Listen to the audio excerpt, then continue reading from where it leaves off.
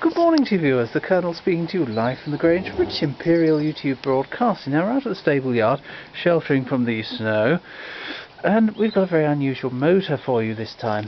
Here is the handle. See? Rather small. There is the, well, what should be the turntable, but for demonstration purposes I've removed it.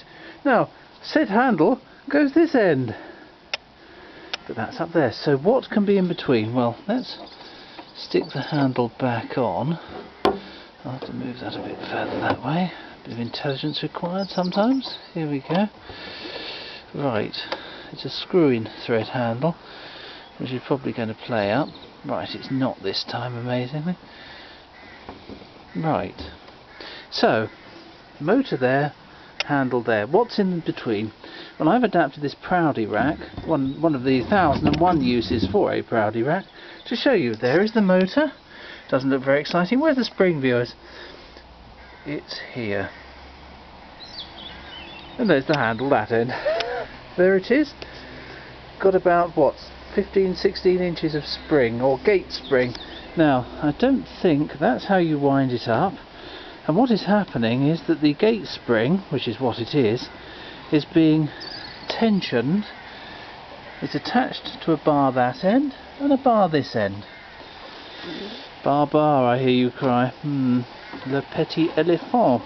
Now we're putting some tension now on the motor. Not too much, and hopefully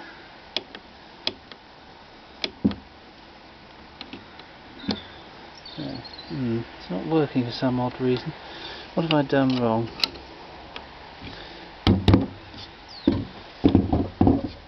There we go. Ah, it's playing up again. Well, there you go. That's how it works.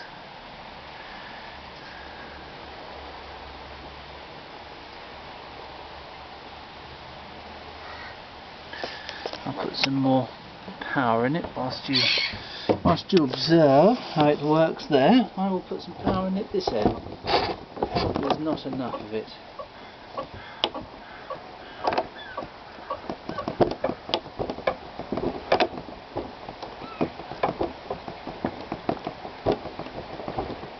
That's it.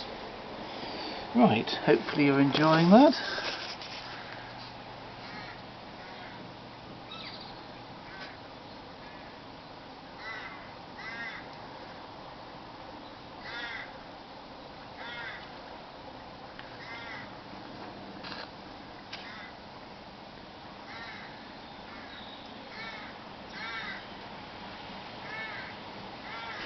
Speed adjustment up here.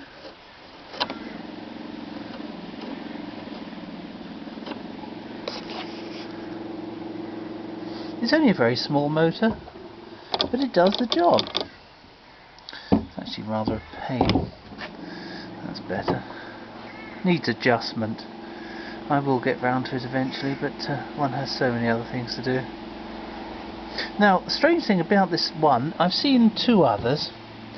And the strange thing about this actual one is it's got a name on it, which I will turn you round to see.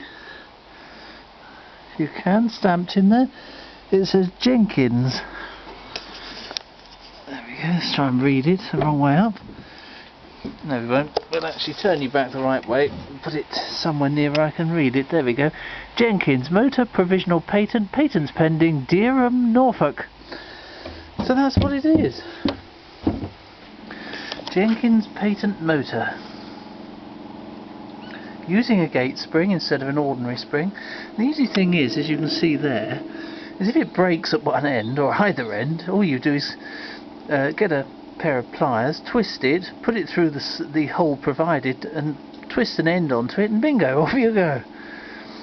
Apparently, well, this is the smaller motor, and it's for a gramophone called a supraphone. It's not superphone, they've dropped the E. It's supraphone, or supragran, something like that.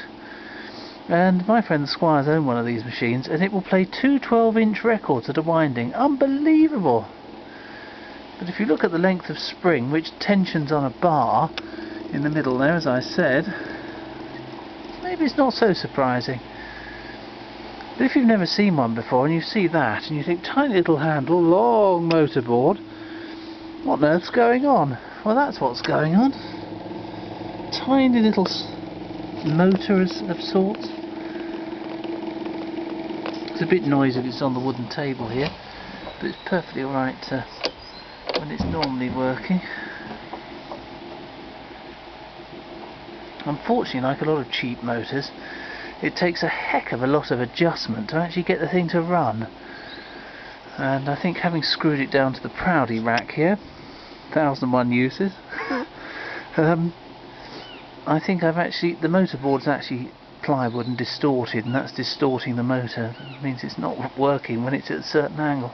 Very odd. But there you go, that's what you get with cheap motors. HMV have no problems usually.